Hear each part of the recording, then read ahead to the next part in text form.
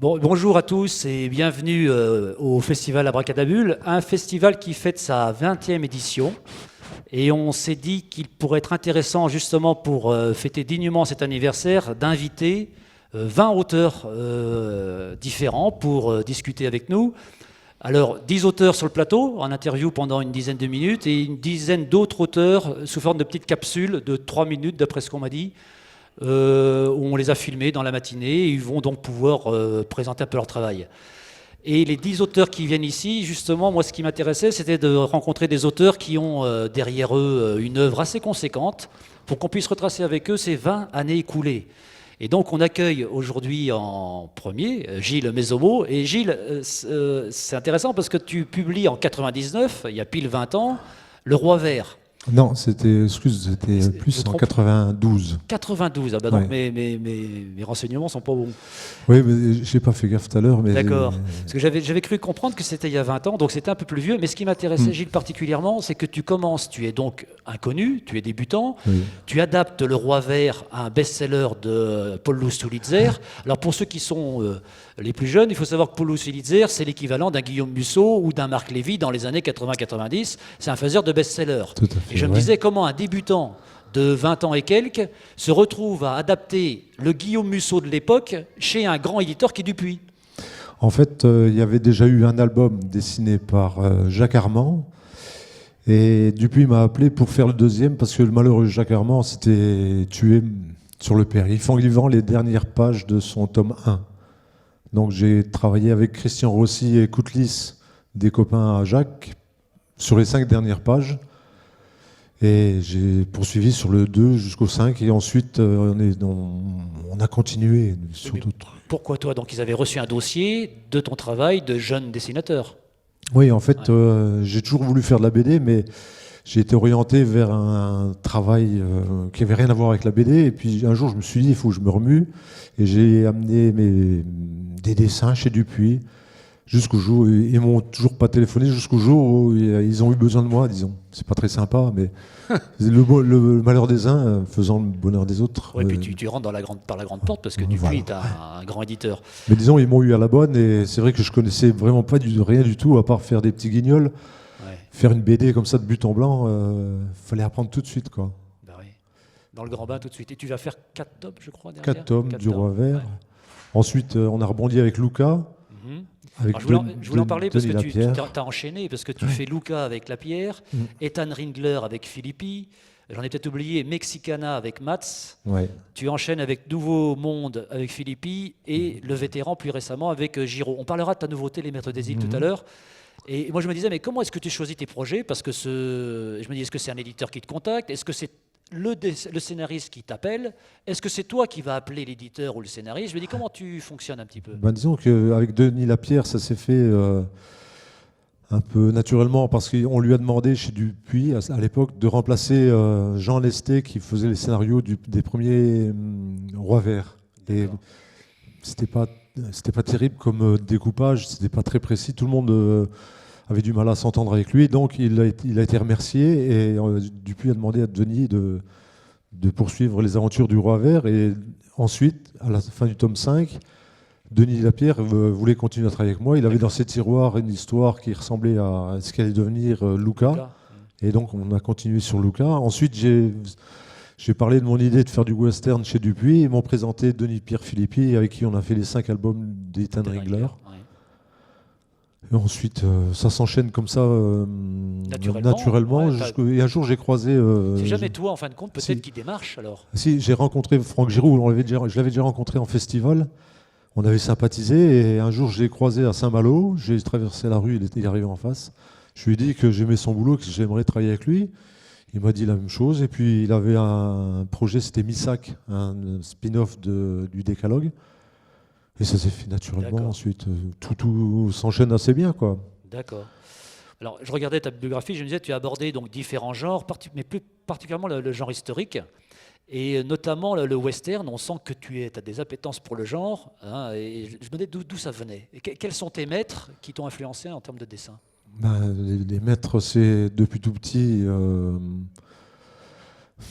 Ça commence par Walt Disney avec les dessins de Peter Pan ou tout ce qui est un peu aventureux, mais tout dans le dessin. Et puis un jour, j'adorais déjà dessiner les chevaux quand j'étais gamin.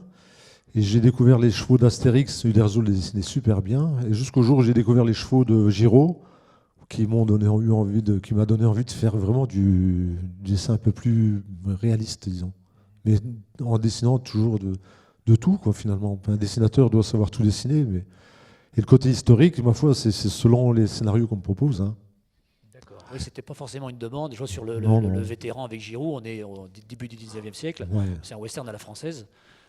Mais c'était plutôt le choix du scénariste, en fait. De la Oui, proposition du voilà. Et puis scénariste. il avait planté le décor là au niveau de la fin au moment de Waterloo, Mhm. pour développer après, plus tard, si lui il avait toujours été là, un truc sur les détectives privés qui n'existait pas avant. D'accord. C'est à ce moment-là que ça a commencé à... D'où la fin du tome 2, on sent une porte ouverte pour une suite possible. C'est Quoi. tout à fait ça, Ouais, oui. d'accord. Ouais, intéressant. Je regardais aussi souvent, tu n'es pas le coloriste, tu fais pas la couleur, Non. tu délègues cette part du travail parce que tu n'as pas le temps ou parce que tu n'as pas d'envie pour cette activité-là. Bah, la couleur, je la fais pas sur les albums. En dédicace, j'en fais parce que c'est juste des illustrations. Mais après, coloriser une BD en entier, je pense qu'il faut faire les choses simplement. Ça peut se faire, mais peut-être qu'un jour je m'y mettrai. Ça, je peux pas dire. Alors tu as travaillé avec les plus grands scénaristes, on a parlé de Lapierre, de Giroud, de Matz. Certains manquent encore à l'appel. Et je me disais, avec lesquels aimerais-tu travailler? Si tu pouvais choisir un scénariste maintenant, ce soir, avec qui tu as envie de bosser? Euh, Charlier? Ça va être difficile. Non, Pour ceux qui ne savent pas, Charlier bon, est malheureusement décédé. ouais, non, je sais pas. Après, comme pense- Stéphane Piazzec, je le connaissais pas. Mais D'accord. c'est Glénat qui me l'a présenté, D'accord. qui a fait en sorte qu'on travaille ensemble. Et puis je découvre que c'est un très bon scénariste, une belle écriture. Et ces scénarios se lisent comme un... On voit toutes les images rapidement et puis il ne reste plus qu'à dessiner, quoi. D'accord. Après, je pense que c'est C'est visuel. la grosse qualité des scénaristes, c'est de faire voir plein d'images dans l'écriture. Une écriture cinématographique qui donne à voir, quoi. Oui, voilà. Et puis, pas besoin de décrire des personnages avec trop de précision. Les textes et les sentiments que ça dégage, ça donne envie de dessiner. C'est ça qui donne la patate ou la tristesse ou tout ce qu'on veut. Mais tout l'art du scénario, c'est ça, quoi, je pense. C'est vrai, je pense. J'enchaîne parce qu'on n'a pas trop de temps, d'après ce qu'on m'a dit. C'est 10 minutes par auteur. Alors, tu as également travaillé sur des séries multidessinateurs, hein, Destin avec Giroud, le Décalogue, Les Grands Peintres. Et je me suis, tu as travaillé sur Géricault. Et je me pose la question de savoir pourquoi Géricault. Est-ce que c'était ton choix? Ah non, encore une fois, quand on arrive à la fin d'un album, en ne sachant pas quoi faire, ce qu'on va faire par la suite, on me propose des scénarios. Moi, je dis oui à tout, en fait. Parce qu'il faut faire bouillir la marmite en même temps. Et après, Jericho, c'est un des meilleurs que j'étais content de le faire parce que je ne le connaissais pas vraiment. Et en fouillant un peu Internet, etc., on voit tout ce qu'il a fait, ce type-là. Il est mort très jeune. C'était un super dessinateur J'ai pris des cours de dessin gratos avec lui. D'accord. C'était trop fort. Oui, donc si tu avais pu choisir dans la liste des peintres, peut-être que tu serais allé vers Géricault. Oui, je pense que. Mais en plus, il aimait les chevaux aussi, finalement. Ah ouais. Il dessinait beaucoup ça. Oui, entre vos deux activités, il y a des passerelles. Hein. Alors, au Festival Abracadabule, tu dédicaces ta nouveauté, donc Les Maîtres des Îles, sur un scénario de Stéphane Platzek, chez Glénat. C'est le tome 1 qui vient juste sortir, je crois, il y a très peu de temps. Il est sorti, oui, en fin août. Voilà. Alors, est-ce que tu pourrais nous faire le pitch, nous dire de quoi ça parle? Ça parle d'une jeune. Enfin, c'est une saga familiale sur fond fond d'abolition d'esclavage. Ça se passe en 1845-46 par là. Et c'est donc une saga familiale où la jeune héroïne, là, elle va essayer de moderniser l'usine de canne à sucre.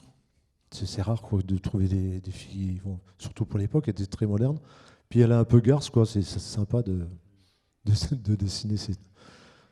Et en plus, c'est la fin de l'esclavage. Alors ça, c'est assez fort comme contexte. J'ai l'impression que c'est un petit peu dans l'air du temps, parce que j'ai vu une autre série chez Robinson, Ouais, qui traite d'un sujet un peu similaire. Donc c'est un peu étonnant, ces bouquins, ces livres qui sortent sur des thèmes un peu au même moment, sans concertation, non, j'imagine. non, non, pas du tout. Mais en plus, le bouquin dont tu parles, il vient de sortir, mais le nôtre, il aurait pu sortir bien avant. La sortie a été retardée en attendant que j'ai presque fini le tome 2 pour rapprocher les sorties. D'accord. C'est commercial en fait, mais le nôtre était prévu bien avant, quoi. Donc le tome 2 va sortir dans combien de En temps? janvier normalement. En janvier. Ouais, donc quasiment 6 mois après, même pas 6 mois, quoi. Et après, on enchaîne avec le tome 3. Et après, on enchaîne sur je sais pas quoi. D'accord. Alors un dernier mot, Gilles, sur ton vieux complice Franck Giroud, qui nous a malheureusement quittés cette année. Sais-tu si nous aurons la chance de lire un de ses scénarios non encore dessinés? Est-ce qu'il avait dans ses tiroirs des choses que nous aimerions lire, quoi? J'avais reçu, on avait parlé de faire un western ensemble, et j'avais reçu un de ces scénarios que j'ai malheureusement égaré, je sais pas où, dans ma boîte à mail là. Et c'était un truc qu'on aurait voulu faire ensemble. Et je sais pas, mais si ça se fait, maintenant, ce sera sous la houlette de son épouse Virginie. Qui est également scénariste. Oui, voilà. Et c'est celle qui doit chapeauter tout ça, pourquoi pas. Mais après, il était tellement précis dans son écriture que je sais, puis j'ai pas envie de trahir son écriture. Je pense que on arriverait à faire quelque chose vraiment de très bien, quoi. Donc faut que tu retrouves le fichier. Ou alors, j'en ai déjà parlé à Virginie, elle doit l'avoir, elle, quelque part, mais j'ai envie de le retrouver moi-même. Après, je sais pas ce que j'en ai fait sur ce truc-là. Tu pouvais pas savoir, ouais.